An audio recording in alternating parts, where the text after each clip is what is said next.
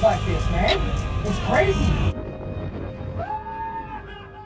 Welcome back, everybody. It's Backlash Radio. Been a while. Anthony Pino here, Nick Carullo, Captain JC Cleare from the Remix program. I don't know what you guys have all sorts of boats now. So it's been a while. The refit on the Hag and then going back to Isla and being busy there. So apologies for having being a while for a pod. So how are you guys doing?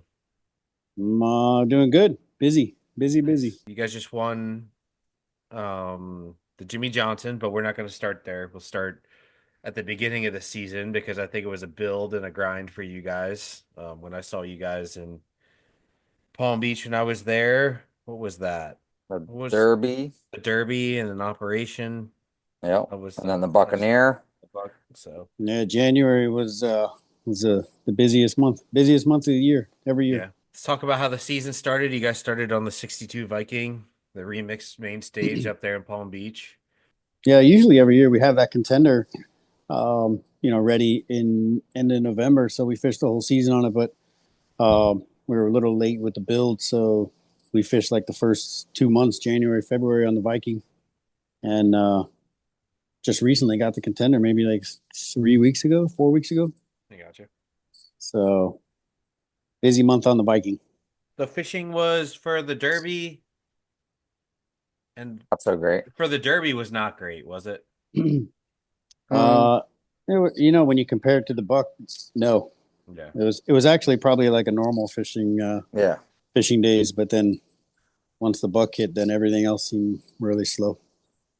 the operation was I think average too, like the Derby, nothing special, and then the Buck is when it got crazy. Little decent cold front came through. Yeah, big cold front, and then there was like a giant body of herring, which I've never seen before. Like I don't know, a few miles along the beach there on the north side of the inlet, and I don't know if that had something to do with it, but they were definitely fired up. Yeah, those things, they were on the beach and they were out to like 80 feet, 70 feet, something like that. Like they were pretty deep there. So I think all those fish were just kind of swarming around in that bait. And then I feel like every day the current was smoking, but I mean, the water was ugly, but that bait just kept going north, a few miles every day. And the bite just kept going, following that bait ball. I think wasn't a bait ball, just bait Area miles. bait, Yeah. I remember, Nick, you telling me you were like, man, my friend running a boat down from New Smyrna or somewhere up north was like, man, he was out in like 200 feet and saw a bunch of free jumpers, and you were like, they're coming. And I was like, Yeah, I just found it interesting that I think it was right before that tournament, right? yeah, it was like a week before, and then sure enough, we had that bite. I don't maybe that had something to do with it, but it definitely. I mean, a body of fish like that. I mean, it's you're gonna see them. I think that your fish come from the south and they ride the current in there, but you would have thought that you would have heard about that fishing to the south. And I know that in the winter, you guys see the fish move from north to south in the right conditions. So like I don't know, I just feel like whenever the Isla fishing slows up in a week or 10 days, it gets good in South Florida somewhere, not necessarily Palm Beach, but South Florida somewhere. They might come from the south, but if they do, it's way offshore Yeah. because it's Miami and Yeah, they'd have to yeah, get bothered. you'd see some. But during the summer, I mean, mahi fishing in Miami, I mean, you see a ton of free jumpers out there, Yeah. 1,000 feet. So if they do come from the south, they got to be out there somewhere. In the buck, what was this the Sandman that got it started kind of landed on him? Or Mm. can't No, remember. the I think it mallard was was the the one. Mallard. I got you. I think it was the mallard. Randy on the Mallard. Yeah. I remember thinking like, man, oh, they got 4 or 5, and I was like, yeah, okay. I mean, whatever. Yeah, yeah. Somebody landed on a quad, and then you look back 10 minutes later, and it's 15. You're like, whoa, man! If you didn't hurry up and find them, And you were out of the game. where were they in relation to the inlet and They were up there somewhere on the ledge, I think. Probably, I don't know what, 3 miles below them. Yeah, like if you weren't in that pack, I mean, you were still catching them, but not like that. I mean, And you once had to be in there.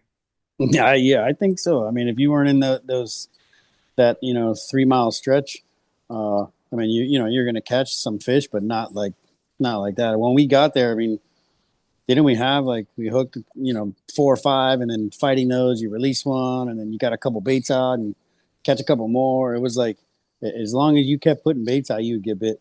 Wow. So you guys had to play catch up along with, I guess, Yeah, most boats. yeah, and it was hard to catch up because Yeah. as fast as you could catch them, they were They were doing the catching same. them. Yeah, I mean, there was really no catch on for the most part. I mean, he kind of ran away with it, and then it was kind of just a battle for second, I guess, at that point between everyone else. And we were right there. I mean, Louis had a monster. Was it a second day? Yeah. Yeah, Yeah, because they didn't Um, have they had a good first day, but not like what you would Yeah. expect out of the Sandman. I think we had like this. We both had like a very similar day the first day, but then Louis had like just a monster second day. yeah. What were the numbers for those? Because those are pretty great. Um, I mean, generational fishing for South Florida. You're talking about what Randy had like 40 something on the first day or something like that. Yeah, and it was a 4 line, or what is it, 5 line tournament? What is that six tournament? line, six Oh, line. 6 line. Yeah, He had 40 something, but then he had like 4 DQ'd. So I think it may have dropped him to like maybe 39 fish, which obviously still was Yeah, it's still still was the fun. first place. Yeah. I want to say we had 22 the first day, I think. yeah, somewhere in the And 20s. then I think we had like 20 the second day too or something, or I don't know, something like that. But I think Louis had like 36 the second day. Yeah, high 30s for sure. Yeah. Yeah, And yeah, the mallard only caught maybe like 10 or 12 fish the second day, but obviously he still had enough to win. yeah. Feel like he could have just stayed home the second day and still won. Yeah, mallard, 54 fish total. Sandman, They're real easy than the Sandman. yeah. So that was because only one boat. So one boat put anything on the board on day one. 58 Viking, the opportunity caught 1,800 points. I think that was a deadbait boat, if I remember correctly. No, they were live baiting, but they're the only boat that fished. Yeah, and then the whole. Oh, that's right. And then so day Forgot about two, everybody else fished, Yeah. and it was full. So yeah, we had 22. Fish on had 36. Yeah, I remember thinking after the one guy fished the first day, I was like, man, it's good fishing. Yeah, I caught him. I remember thinking like, man, we should have fished today because he was literally the only one that fished it. yeah. And I was like, God, we should have fished today, man, because it was, they were biting a little bit. We were pre-fishing, and I just thought we just missed out big time. And then on the second day, I was like, oh man, glad we didn't fish yesterday. What's the process there? You're fishing 6 lines in the kite, or are you fishing a bait off the boat, off the rod tip on the boat somewhere? That one, you can fish 6, but all the other tournaments, I think now have moved to 7. So those other tournaments, we fished 6 in a flat line. But I think that tournament we just went all kites, just 6 off the kite. I got you. But we did a couple. I remember because I think I caught 4 fish and they were all on the spinner because I think we ended up doing. Once we realized like how it was, we would just hook a fish and then I would just bomb a spinner, like wherever On that top fish of it. was on top of it and get another bite. How far can you cast a spinner with a lot? Like, dude, this is so fucking foreign to me. This fishing. I mean, I find it so interesting. But, I mean, when you're using the wind to your advantage, you could launch it with the wind. yeah, so you can make it to the second kite. Like the second bait out there? Yeah, yeah. Yeah. If you're casting down sea, I feel like you can. Yeah. And with the lighter rod, we have like a lighter tip rod too. Mm-hmm. That's like made for casting. So those ones definitely help give you a little boost. So I don't know, because I'm just trying to set the mood. You guys get up there and they start biting. And basically, I guess you just kind of fight your way in there, JC. And yeah, we started. A little bit below like the real pack, but I mean, as soon as we put them out, I think we had a quad or something, and then it turned into 5, and then release one, and then throw a couple spinners and hook two more. So like, I mean, it was once we got near it, you knew what was about to happen the rest of the day. There was no more singles, probably no more doubles. I mean, you were just catching as many as you could.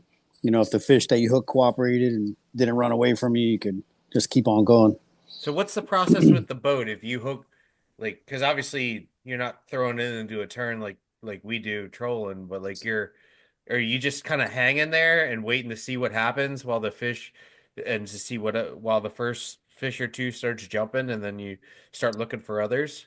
Yeah, I mean, I try to let the boat fish as long as you possibly can before something that you've hooked either goes way up sea on you or way offshore, or, you know. But um, you know, you hope that they cooperate and kind of just jump around the spread and stay pretty cooperative.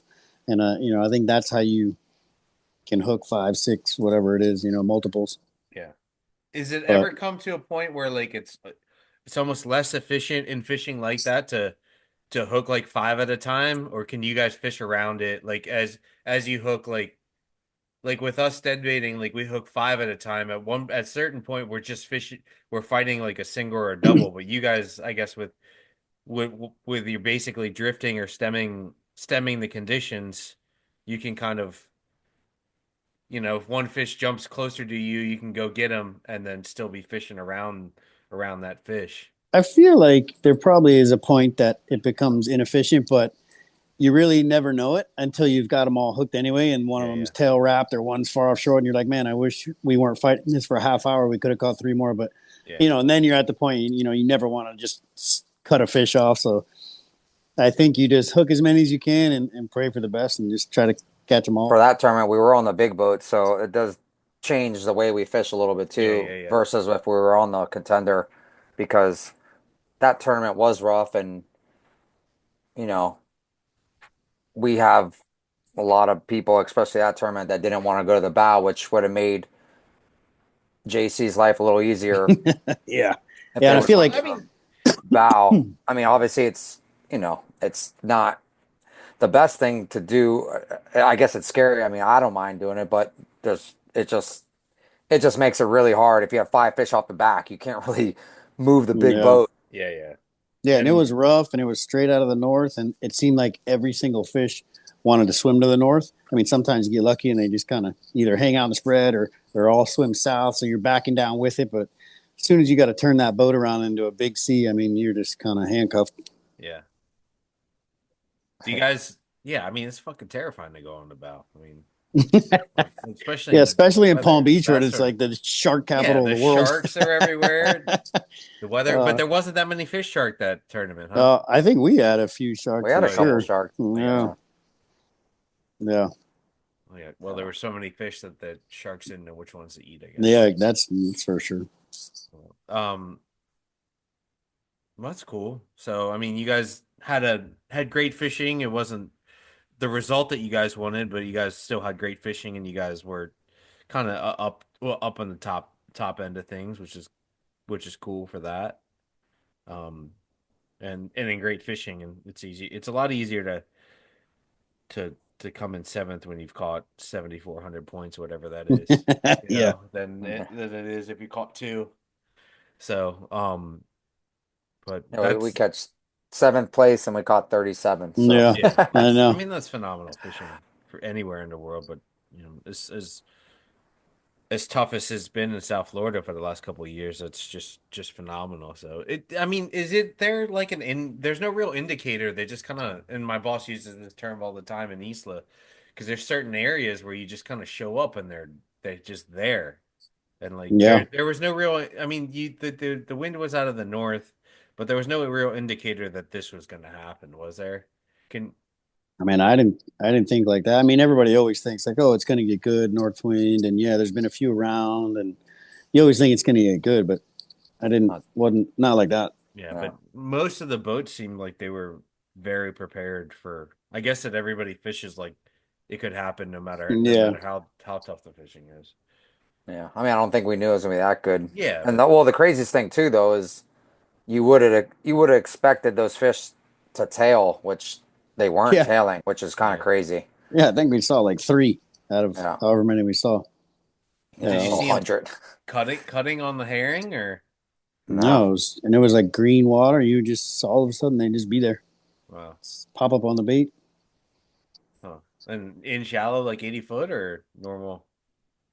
I think Kind it of was kind everywhere, of shallow. honestly. Yeah, Well, I remember when we first started, I remember we were out deep, yeah, but I remember like Louis was like a 90 foot, and we yeah. were like a mile outside of him in like 180.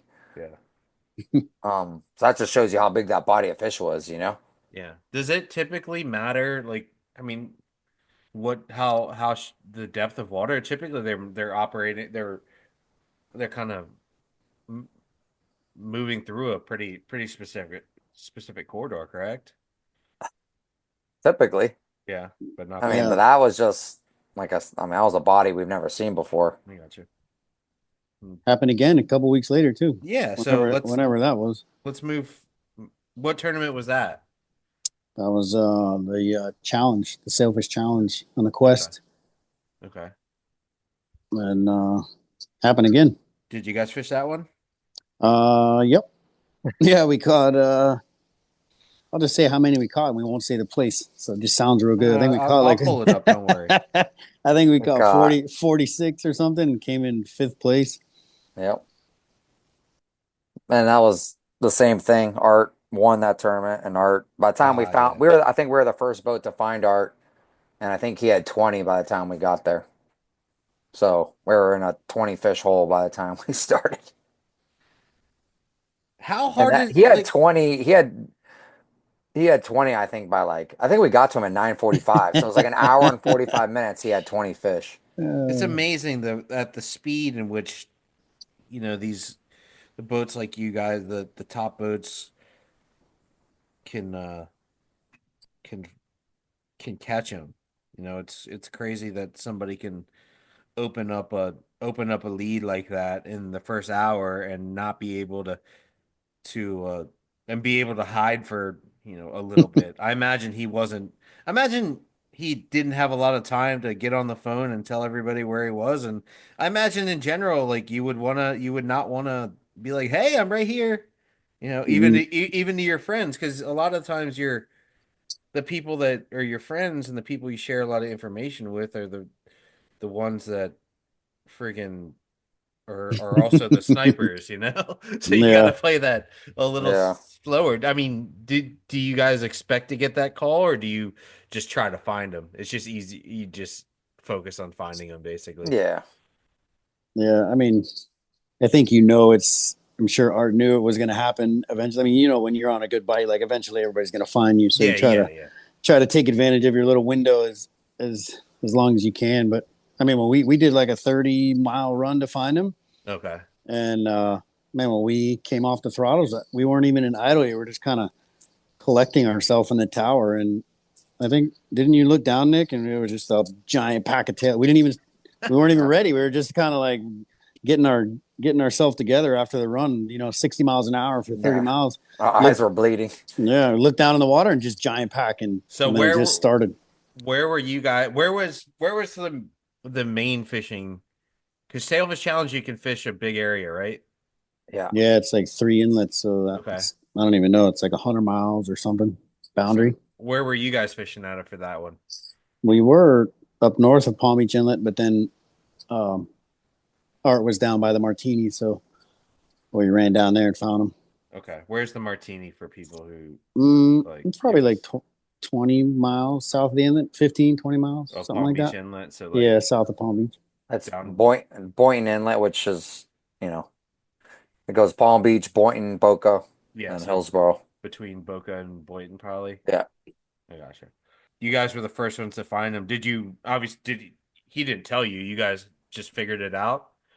Yeah, I mean, we kind of assumed, obviously, I mean, the north boundary was like the ledge. So obviously we knew he wasn't really above us. So obviously we knew he was somewhere below us. Just kept running. And We're just going to keep going until we find basically him. just keep running, until we find him, Yeah. and um, yeah, the entire fleet was basically on the ledge, and Art leaves out of Hillsborough, and he said he was heading up to the ledge that morning Yeah. And then he saw like 2 or 3 free jumpers before lines in. So he's like, all right, I'll just sit here. And then sure enough, he got on him. I pulled up the score and I'm like, Jay, I was like, Art has, I think Art, I was like, Art has 5 or like, and I was like, 10 minutes in, we're like, damn. Like you All landed right. on them. Yeah, because you can Or like, land all on a right. 5-banger. That's Yeah. not Yeah, yeah. unheard of, you know? But then Yeah. we see a couple fish caught around us, and then we're like, and then I look again, and I was like, Art had 12, and I'm like, Art's got 12. He's like, no, he doesn't. I'm like, no, he does. Like, almost like we were thinking like there's a glitch in the, Yeah. Now, you know, are they calling fish in on the radio, or can you do it in cell phones in that tournament? both. Oh, so you can keep it But quiet. If nobody's like, if you yeah, if don't you don't hear it, check, you don't Yeah, if yeah, you hear it don't check. happening. Somebody's got to look on the fucking scoreboard. Yeah. yeah. Well, because you're not going to hear everybody Yeah, regardless, for you sure. know. But a lot of times you can So yeah, hear but it. if you don't look, yeah, you're screwed. Like, But I there's mean, not. if just think if there was a rule you couldn't look, I mean, he would have caught 100, and we would have been like, la la la. Yeah, we'd have been like, oh, we're doing good. We got 7. He must have We been got like, there and at basically 10 o'clock, and we caught 29 yeah, from basically 10 o'clock till lines out. he must have been like.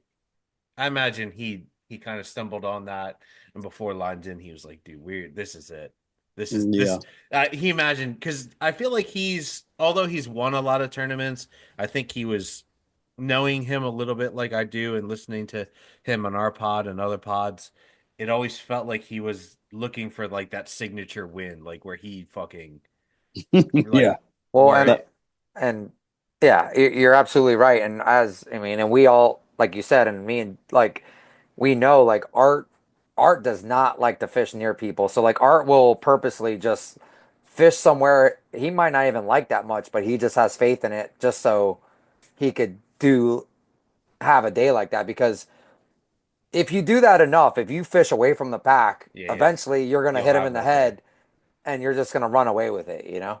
Yeah, and I feel like he must have been like after he saw this couple free jumpers and stopped and started looking around, he must have just been like, "Dude, we are gonna fucking whale I mean, him." I remember when we pulled up, and I remember like in my head at first, I remember looking, we see Art and we look, and I'm pretty sure he was fighting a couple when we look yeah, he up. was. Mhm. And then I'm looking at the water, and I'm like, man, like, it didn't look bad, but it didn't look like an A+ condition where you're like, oh my gosh, you're gonna rail him, you know? Yeah. So I'm looking at it, I'm like, man, like I don't know about this. And then as he pulls the throttles back, I just like look over and there's like a pack of 15 swimming by the boat. I'm like, okay, this makes sense.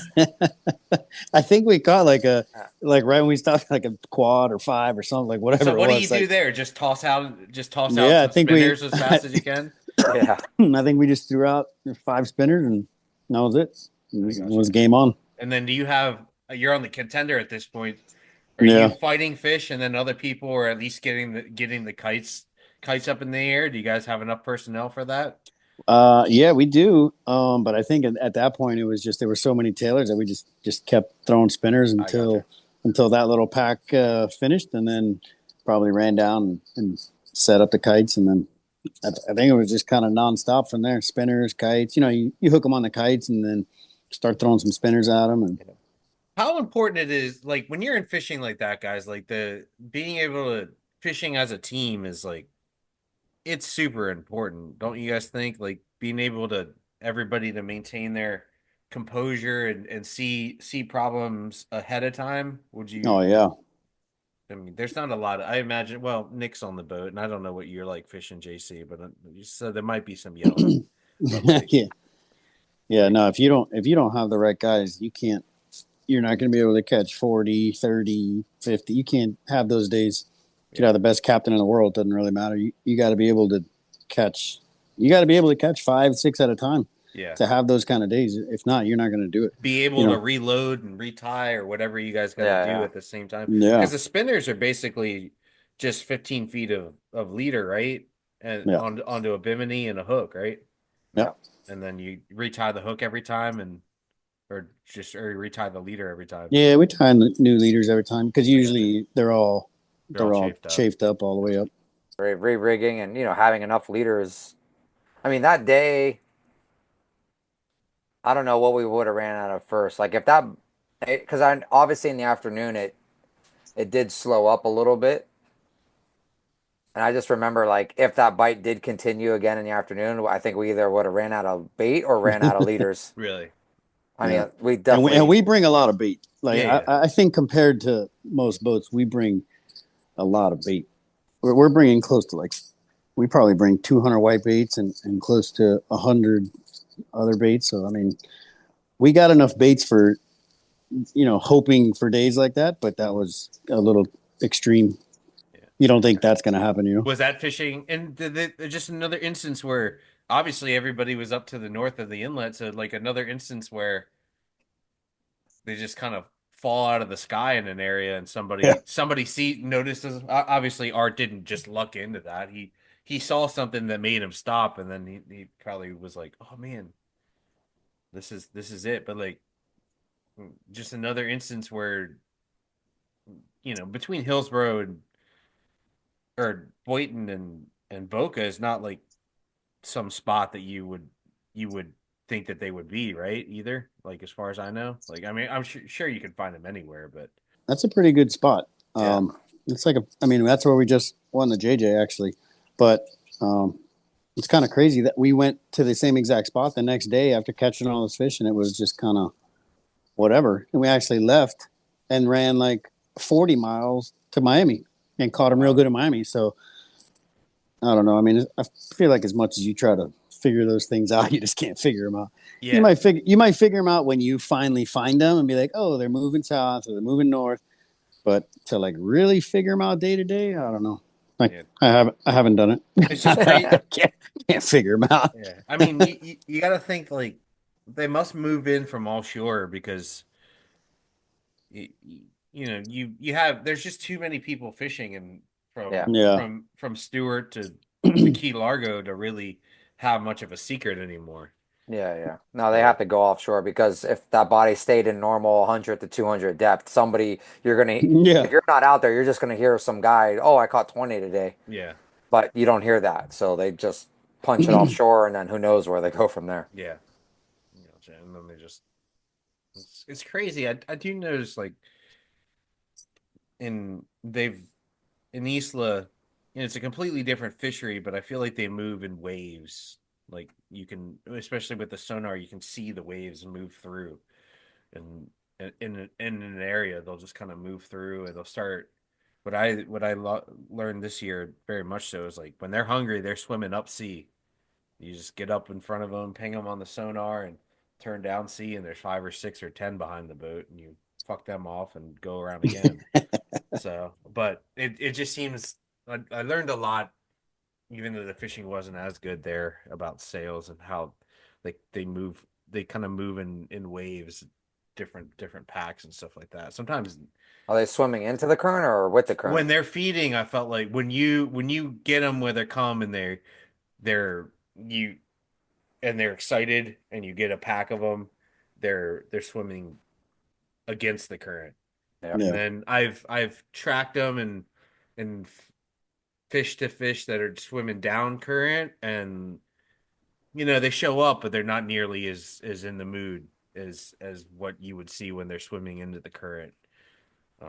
And I've only noticed them when they're actually on the feed and they're there's bait fishing where I've really noticed that. Like the times I've chased them going down current, there's nothing really. I just kind of cross paths with them. A lot of days where I was searching for the mother lode that didn't exist. I guess it was all in South Florida. So, but so that's yeah. I was just curious. I'm just so they're such a weird fish because they occupy a pretty a pretty busy piece of water typically, but then they just kind of disappear. Yeah. I mean, here in Isla, they just disappear, and in South Florida, they disappear. So, up at here in Ocean City, you can kind of see the condition develop, sustain itself, and then it fall apart, or the spot get fished out. You know what I mean? And that could happen in Florida too. Where do you think you guys just fished them out after that first day in that little area? Man, I really don't know. I mean, the guy we went back to the same area, and it was kind of slow in the morning. And then we had a lot of catching up to do. So I was like, man, I don't know what we're doing here. So we got to figure something out. So we did that giant run. My charter boat was actually in Miami fishing. And he just said he had only caught a couple, but he said, it looks real good. It's, the current, watercolor, all the ingredients were there. So we ran down there, and when we got there, it was a half day charter. His charter was over, and I think we got down there like 11:30, and he had caught a couple, and I think we caught like, I don't know what, 18, 19, something like that, just in the second half of the day. So who knows, but then the guys in Palm Beach or at the Martini or on the ledge or wherever they were, they all started to catch them in the afternoon as well. So I really don't know what goes on down there. I think Louis is the only one that knows, actually. Yeah. I mean, we were talking about, I don't know if it was last year. Was it last year, the challenge, the year before? And Louis caught 20-something, 2 days before the tournament, and then another 20 the day before the tournament down to Miami, and then left and went to Palm Beach and ended up winning the tournament. And the people who went to where he was, where he just saw 40 fish, caught nothing. Yeah. So it's like, man, everything that you've ever thought was right, you could just throw that in the garbage because it's wrong. Can't figure these things out. Such an interesting place. The fact that they can, with how you think that they would move there, they go up and down the beach, and they just sometimes appear in an area. Especially this year, I feel like they just kind of appeared in an area a couple, not just once, a couple times. Yeah, which is cool. But a bite just can't stay good for. Yeah, that's true. It just can't stay good for a week straight. Like it's like roulette. It's like it's too many reds. If you catch, you pound on a pack of fish for 2-3 days straight. They're not stupid. No, they're like, all right, we gotta get out of here. I 100% believe it's traumatizing to a fish to get caught and fought for a little bit, and unless there's piles and piles of bait, I've seen sails in Isla go back to feeding right after they've been caught, but in the vast majority of situations where I've been in good fishing, I haven't seen the thing like turn around and fucking eat a bait. You know what I mean? Like I feel like, and maybe that's what in that instance of John Louis that you saw that John Louis went to a different area. He must have seen something that told him that it was the fishing was deteriorating. Yeah, it wasn't going to be like that the next day, and took an educated guess probably to go somewhere else. And I just don't think that you could pound on fish and expect them to be there for more than a day or two. Yeah, and in a small area like you guys fish. Yeah, that's probably right. Well, and if you hook the fish you catch, they probably, like you said, they're all messed up after their fight. They probably swim offshore, and then the rest of the ones that haven't been caught, they probably just like see them leaving, and they probably just ride out with them. Yeah, maybe. I mean, I would think so. Yeah, I think they definitely are. We've all caught enough fish off of another fish to know that they don't. Yeah, they don't want to be by themselves. They're definitely social enough to follow, whoever the leader is. I feel like sometimes, like with a sonar, like sometimes I'll see like 4 or 5 fish in a row, and if I don't get the leader, I get like one bite. You got to get whoever they're following for whatever reason. You got to get that one the bite, and then they're fucking coming. Yeah. I mean, if we were all in a bar and someone punched me in the face and I left, you guys would probably leave with me, It's time to go. You're like, all right. Nick's out of here. We got to go. You don't feel so good. Yeah. Is that something that's happened recently? I know. Feels like it. Yeah, I know, right? So, all right, that was a sailfish challenge. And then we move into... And then you guys went your separate ways for the Reef Cup? Was it? Well, yeah, we had we were chartered for it. But then the last week there, the charter bailed out. He had some family stuff to take care of, and then so all of our team kind of went on different boats. Nick went on a boat, I went on a boat, and a couple of other guys went on different boats. So we all just fended for ourselves. I got you. And Nick, you guys you were on the contender of the price list, and you guys won it. Yeah, we just we weren't really into it, to be honest with you, but we had a phenomenal third day, and that tournament's a strange kind of layout. It's 2-1, I think. Yeah, It's 2-1. 100 for kite fishing and 200 for uh rigger fishing. Oh, okay, gotcha. So we kite fished the first 2 days and then rigger fished the third day, and we just lucked out, you know. I got you. And then there was the Reef Cups in Ocean Reef and Key Largo, correct? Yeah. How does the fishing change? Because you can chase showers down there, right? That's kind of a common thing there, right? So explain to me how the fishing and the strategy changes now, fishing a lot further to the south than say like North Miami, all over and above, kind of is basically straight kite fishing. And then versus then it gets a little bit different with chasing the fish behind the reef, right? And then you could also fish on the other side of the reef and kite fish and fish what you would call normally, right? Yeah, I think you just got to be ready for it all, and got to make sure you have ballyhoo. I mean, those fish in the showers, they don't want anything but a ballyhoo. I mean, you might get somebody to eat a cigar minnow or something. I mean, they're lucky with a thread, but I mean, if you plan on shower fishing or trying to catch, a good amount of fish, you got to have those ballyhoo ready. So, Yeah. which means you got to have, same thing, pen them up or spend the morning. I think that tournament lines are in at 8:30. So, and I think a big reason for that is to let the guys have a little sunlight to catch ballyhoo in the morning. But yeah, without that, if you don't have ballyhoo, you might as well not really try that. Gotcha. So the majority was that all fishing on the other side of the reef mostly in this tournament, or was it 50-50? It's probably more on the deeper side, I would say, but the Buckalot boat, which is like some Ocean Reef guys, Chris White and these guys that are like really, really good at the whole sand ballyhoo fishing. They caught like 9, like they literally caught 9 like in the sand in our face.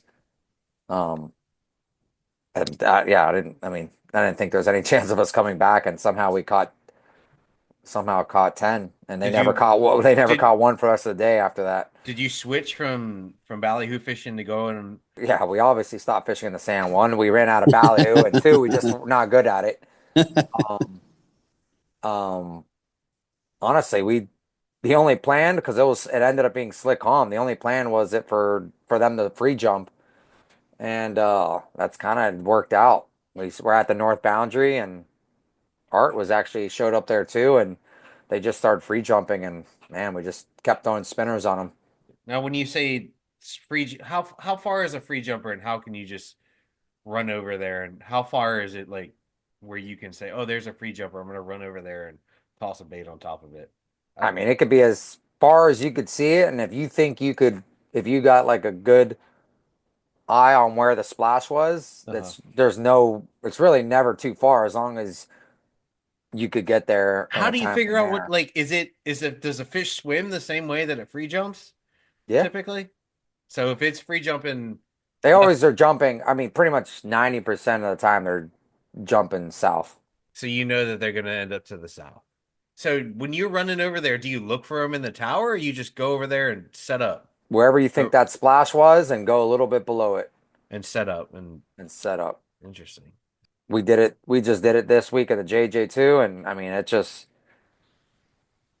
something we're good at, and um, man, if you're good at it, it works for you, man. I Yeah. mean, And you're Yeah. typically dragging the kites when you're doing this, right? The kites are up in the air. Well, yeah, obviously not for that day. either we're Yeah. dragging the kites with the baits in the air, Uh-huh. or we just pull everything in and then just throw spinners on the splash, you know? We make like a wall, like like go into a turn and then like one guy drop a bait out and then one guy drop a bait out, one guy drop a bait out, and we turn the boat and kind of make a little Yeah. wall of threads. And I feel like a lot of those free jumpers are usually more than one Yeah, you're So not. Yeah, the chances of you running over and catching that one fish is like, I mean, it certainly happens, but you're. It's more of an indicator for just a general yeah, group or body of fish. Hopefully, yeah. Yeah.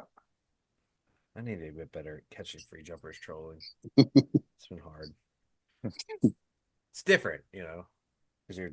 I feel like I don't know. You guys Do you steaming see on them them a bunch pretty in Isla? sometimes when they're there. Like I remember sometimes you'd like see like 10 free jumping down a wave and then you get covered up. But sometimes I'm thinking more of like the ones where I'm like, man, I paddle over there and they're just not there. I think I got to do a better job of understanding where they're gonna go.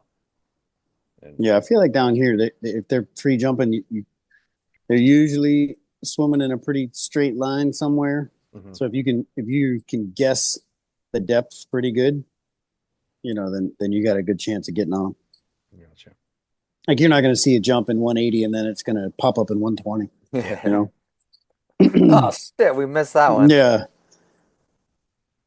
So, all right, cool. So you guys did the Ocean Reef, and Nick, you had a great tournament on the price list with a bunch of other guys that are Tito. really good at fishing. And then you And guys joined back up for the Jimmy Johnson, though. The big is Jimmy Johnson the biggest tournament in South Florida, pretty much? Yeah, it was a good one. They said it was the biggest payout, but I mean it's usually a really big payout, and I think they had like 80 something boats or 80 boats, so that's pretty good. So I would say it's the biggest, I guess, in South Florida. Yeah. yeah. The excitement level that I got was at like it was not just some Yeah, club tournament. I felt like the Super Bowl. Yeah. So The Super Bowl. walk us through that tournament. What is it? 2 out of 2 day tournament? Yeah, 3 out of 3 or 2 days, gotcha. giant boundaries. I mean, I think bigger than the three inlet challenge one. I think it's like from Tennessee down, way down in the Keys by Marathon, and then all the way up to, north of Palm Beach. So the boundaries are giant.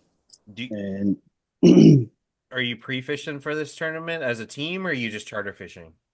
no, I mean, I have that charter boat in Miami that is running. So if I think they were out a couple days before the tournament, so we got some reports from them. But um, we pre-fished um, up here, down there.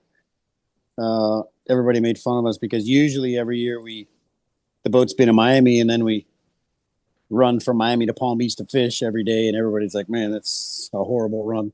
And then so this year the boat lives in Palm Beach.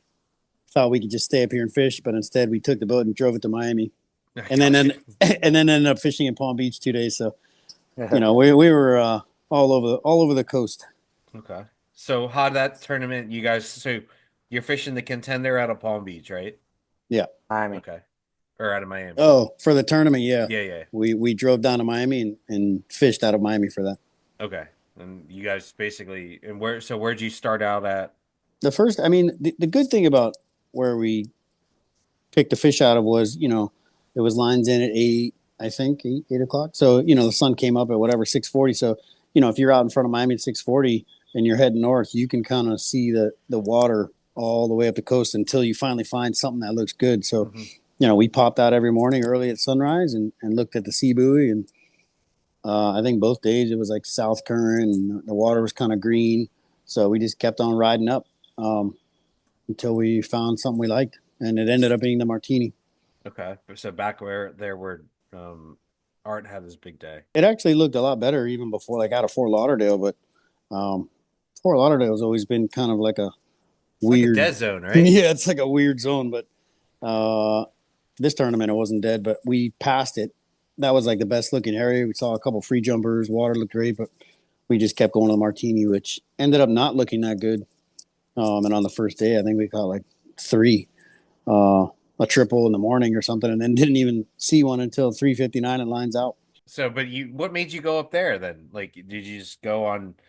There's been, I guess, the fishing. There was some consistent fishing after the challenge. Yeah, I think so. I think there was just, this Palm Beach just had some good days out of the inlet, and Martini's not far from the inlet, and it's just a good little area. So Figured it can't be. And that's like where the pack was too. And it's like, it always feels better. Like Yeah. when Well, you're you with can't. everybody else, like you're like, all Yeah. right, if we suck, we all go down together, you know? Well, you Yeah. can't.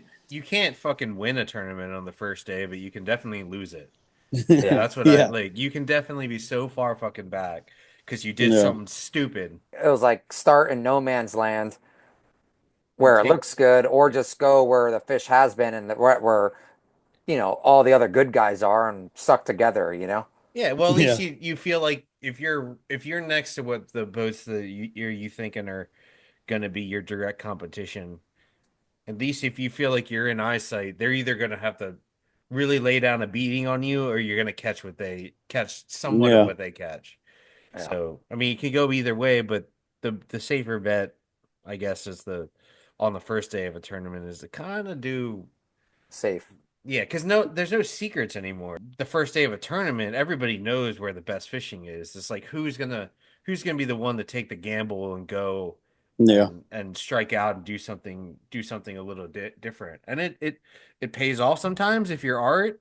Yeah. Granted, I don't think that was a gamble with him in the Sailfish Challenge. I just think he saw something and he's like, I could get a couple bites here and then maybe I'll run up there or something like that. It just ended up being incredible. Or like, but you just kind of do try to get some bites and stay within within reaching distance of the top Yeah. end of the table, right? Yeah. Yeah. And then take your take your gamble on the second day if you feel like you need to. I mean, because tournaments, I'd say, are never ever won on the first day unless you're like Art and the challenge that, Yeah. you know, he just landed on him, you know, but he wasn't going for a Hail Mary. He just No, happened, no, it was yeah, he it saw just something. happened to work out. Yeah.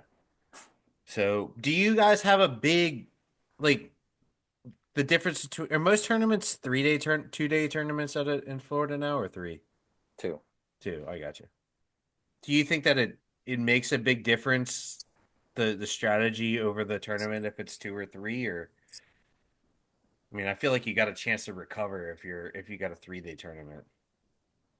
But we don't really have 3 days, Yeah, so yeah, it's hard yeah. for us to really, Yeah.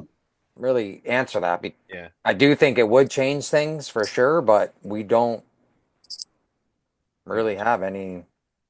I mean, Key West used to be 3 day, um, but you know that hasn't been Key West in a long time.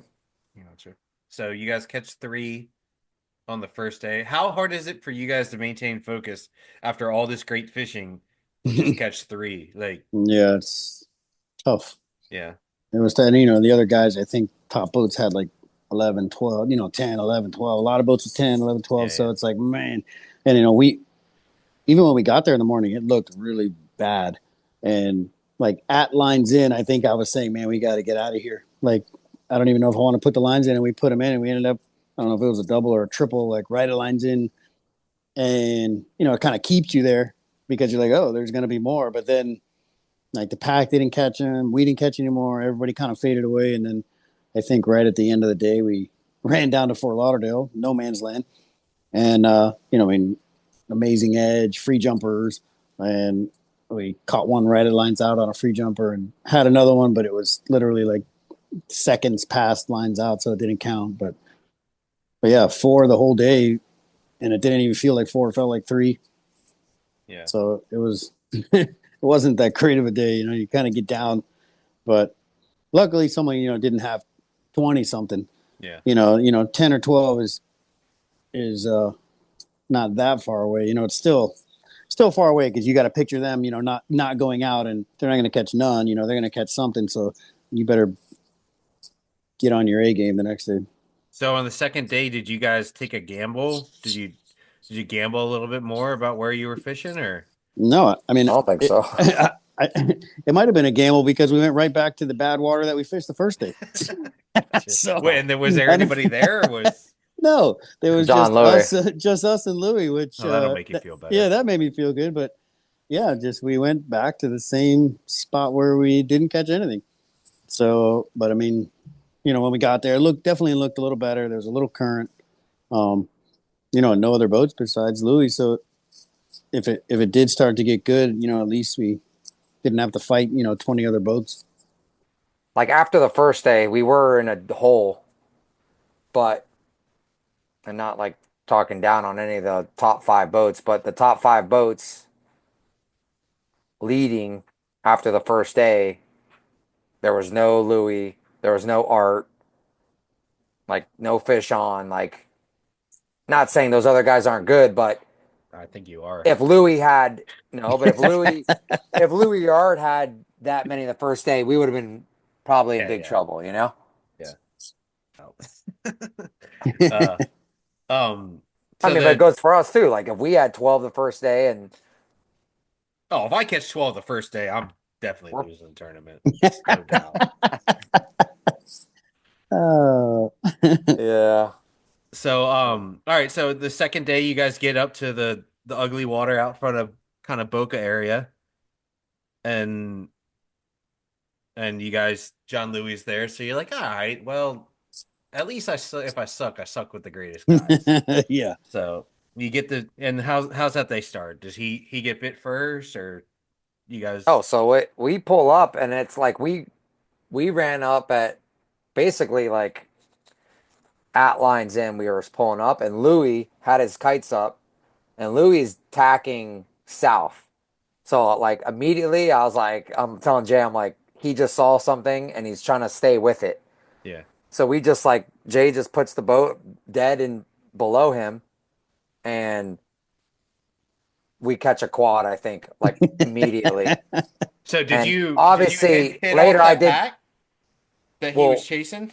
So he was basically moving with a pack. And you guys were waiting. Well, we just waited for it. He wasn't able to get in front of it. Obviously, I talked to him later, and he's like, "Yeah." He's like, "Yeah, it sucked." Like, because he wasn't gonna like just push down and basically smush us.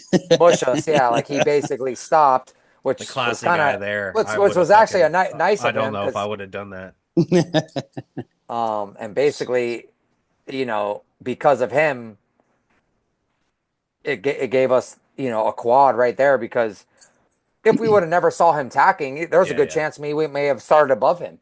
That was a good pickup. That's the sort of stuff you're like, man, you see somebody or see something do like that happen and you kind of get yourself in position.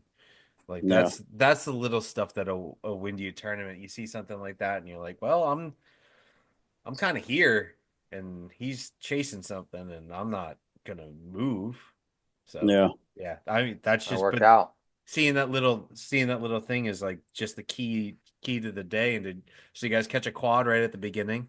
Yeah, I think it was a quad. It might have even turned into 5. I think it might have been a quad, and then chasing the other ones, you might have caught one on a spinner, I think. So that was literally at lines in. So I mean, that was a huge. Then I think we caught those and reset again. A few hundred yards below it, and caught a couple more, and then that was just kind of the day. Just I think we drifted like 1,000-yard spot all day. 50 times. Gotcha. And just kind of picked away the rest of the day, which worked out. How many did you end up catching for the tournament? Like 18 or something like that? Yeah, 18. We caught 14 that second day. I think we missed 3 or 4 more, but I gotcha. Yeah, we had a lot of bites in that one little area. There's a lot of bait there. It was a couple of wrecks like inshore of us, but just a very lively. Yeah, a lot of wahoos laying around on the surface. Just a very lively area. Did other people come and crowd you, or were you able to stay by yourself? Was it fishing just good enough other places? I can't really remember. I mean, at the end of the day, people started to come. Maybe the middle of the day, people started to come. But, morning time, it was just us and Louis. And then just, boats starting to trickle in. But even when the boats came, I think, by the time they came, I don't think, they really knew that for some reason those fish were just staying in that one little area. So, a lot of boats would run south, a mile south or a mile north, thinking like, oh, we don't have to be on top of them. We'll just be in the area. And it really wasn't the case.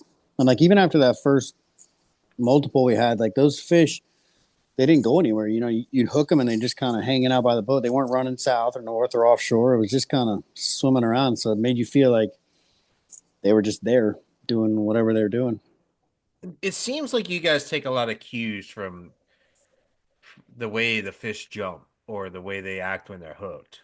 Typically you would move, in my understanding of the fishery, you would move with the fish, correct? Like you're going to Yeah. move, but from what you guys observed that day, you're just going to kind of hang in that spot. Yeah, I mean, I think after you did it a couple times, like we'd reset like in the same exact spot and kept getting bit, then you're just like, man, we're just gonna keep on doing it until it doesn't work anymore. Yeah. And I think that actually happened at the very end of the day. We drifted it a couple times, didn't get bit, and then the last drift we just carried out, maybe another half a mile north, and we ended up, I don't know what we call it, 2 or 3 more, not in that original spot. So, but for most of the day, they were just right in the same zone. Gotcha. It's crazy. It was calm too, because like this is just a guess, but it was calm. I don't think they were moving. Or we don't think they were moving, and I think not all the time, but I think when it's rougher, and you're gonna have fish that are moving, and you have like these angry bites, and they're jumping south, and that's kind of like a lot of days we're resetting below them and kind of keep moving with them. But it just like wasn't one of those days, Was there a lot of current they weren't there? dogging us south. No, not a lot. So Enough, but yeah, but not like they'd be riding the current north either. They're basically just kind of hanging in there. There's enough bait to keep them there, and you can just pick out the fish that were there instead of facing. Do you guys notice when you guys get those tailing conditions versus like a more feeding condition on a lot of bait? Do you guys notice a difference in the way they bite? Or yeah, I think it just changes every day. I mean, they're tailing a lot of times, and you throw a bait in front of them, and they're not like angry, but they just stop, turn black, and eat it, and kind of keep on going or sink out. But yeah, some days they just are full on eat the bait, going 30 miles an hour, and you think it's a tuna. I mean, even that day, the second day, we caught a lot of fish off free jumpers. I mean, we definitely had a couple at the end of the day. The one in the morning, I think we didn't see it, but Louis probably saw a free jumper or something. And then Nick heard one. He did like a Karate Kid. He's like, I think I heard one over there. So we bumped the boat over, and sure enough, it was him, and we caught him. I think that was a multiple. So those calm days of free jumpers can really, really pay off. Like, I feel like if you took even just those 3 free jumpers, if you took them out of the equation, then maybe we only catch 5. Yeah. So it's kind of crazy how they can really make it or break it. Nick, are you guys? Because I've noticed this about Florida. There typically seems to be 2 people on the tower. Is like that's something that. I mean, I think any of the top guys typically always have 2 guys in the tower, because you have to. I mean, because just like he was saying, like you kind of really need somebody looking at the spread, and then you really need somebody looking for free jumpers or tailors. Yeah. If not 2 people looking, because I mean that's what just really separates guys winning. Like of course, looking at the spread obviously is great because you give your guys the heads up that the fish is there, but it's typically the tailor or the free jumper that one of us doesn't see that, is gonna. I mean, and like Louis, I know is the same way. Like those guys are always looking, ahead of the boat. Why look behind the boat? Who do you know what boat was like the first program to really pioneer that two people on the tower? I mean, as far as I remember, even when I fished with Ray, I mean, if there was fishing was slow, he would always say, "Hey, one of you guys come up and look around," like, and I mean, but me and Jay have always done it forever since we've been fishing it for 20 years, and it's always been like that too, It's just, and it's just easier also, like, not if you see something, but like, hey, like, you could talk about what we're seeing and like, hey, I don't have to, we don't have to scream at each other, like, hey, what do you think? I had an angler friend of mine, good friend of mine. He's like, man, I really love when the captain's looking back and he can call out a bite. And I'm like, man, this day and age, at least trolling, I was like, man, if the guy's looking backwards and he doesn't tell you, if he doesn't tell you it's coming 5 seconds before it's coming, you're probably not going to be getting bit because you got to be so aware of what's going on around you, around the little details of the free jumper, hearing a fucking free jumper. Like, Well, also if you're looking at the spread and you see a fish come up on one of those baits, I mean, that's great, and you're going to tell the guy that it's there. But I mean, if you're not looking at the spread, he's still going to come up on the bait. yeah. So if you're, you know what I'm saying, like, yeah, you're not doing anything that's like, I mean, yeah, you're giving the guy a heads up, but I mean, that fish is still going to try to eat that bait, whether you're looking at him or not. But the free jumper or the tailer, if you don't see that, I mean, then you're probably not going to catch it. So it's like a big, you know, especially if you got some good guys down in the pit that are, you know, constantly watching the baits and you know, you got to have a little faith that you don't have to look at them, that they're going to be able to like see it coming and do whatever. There is like 6 or 7 people down there. Is all they do is look behind the boat all day, and then they tend to point out things that you've already seen. Yeah. But, No, that's 100%. We're good at that. Yeah, I just think it's kind of like I gotta up here. I gotta kind of open my mind to that because I find it very distracting with somebody on the bridge with me in the sonar, but anymore with people having sonar guys and having to be aware of what's on the surface, the sonar, and behind the boat. I feel like maybe I should open my mind a little bit. Maybe use you guys as an example. Yeah, and then for what we're doing, you know, we're not using a sonar, but you know, we basically are the sonar. So yeah. If we're looking back, we're not really doing anything productive for the team. You know, like looking forward is that's how you're going to make the bite. That's not going to happen behind the boat. And you got to be focused like on. That's like have the sonar, but you're staring at their spread the whole time. Exactly. Like, what's the point? Yeah. What's the point? Exactly. That's what I mean. Like, because I get a lot of cues up here off of things that I see on the surface. Not necessarily a free jumper or something like that, but maybe a grass line that has a little different temperature change than all the other grass lines or something like that. But you have to be around, or you see a boat a mile and a half away or 2 miles away. You're just like, man, he's made a couple turns. Because in Isla this year, it's just becoming more difficult to notice when boats are catching them because people are catching them and doing drive-bys and they're not backing up and there's not water and smoke everywhere. So you're starting to and you don't hear people talk on the radio as much. So it's a lot easier for somebody that's you can see to still be getting them and you not notice them. You know, and that's like something like having somebody on the bridge and in the binoculars. I live in the binoculars, dude. Like somebody could be like, "Oh man, he's backed up 3 times," or "I just watched him catch a triple." I think that stuff really, really matters. Like, oh, for sure, being in tune with. Yeah, I mean, seeing with your own eyes gives you just so. I mean, even for us, like when we see, if we're in a pack of 30 boats, you know, we could, you know, let's see who's hooked up and basically. It's not. It's not. It's not a fucking accident when the same boats are at the top end of things. So like there's something that's the people that are driving, also the teams below, but the guys that are driving that are understanding on the day or on the tournament that they're understanding that other people aren't. Like people are always like, oh man, that boat. Man, they got a good boat. It's just the one that calls the fish in, but I don't subscribe to that anymore, dude.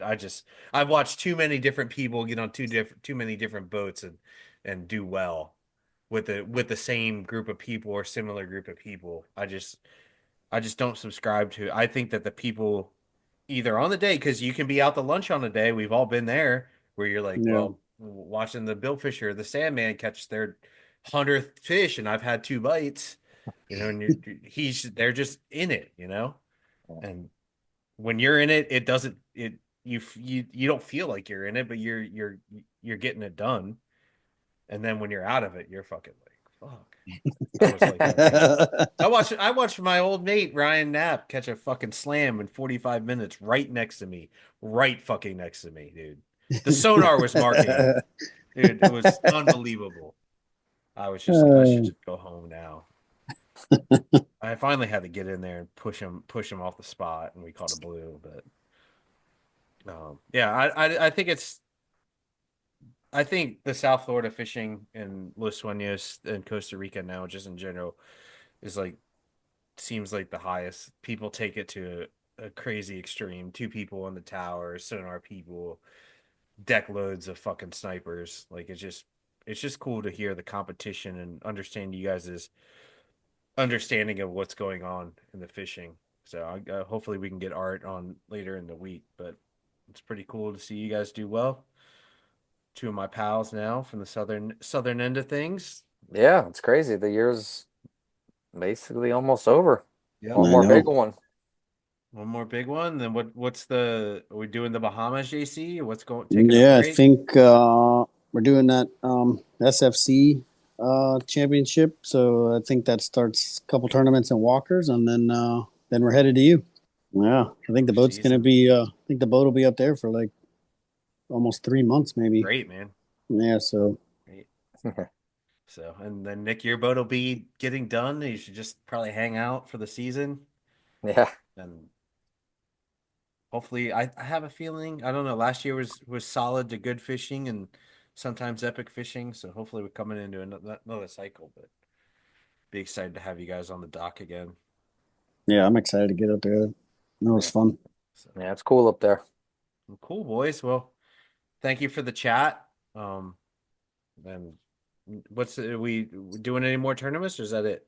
We got the final sale in about 3 Final- weeks. All right. Well, maybe we'll reconvene after that.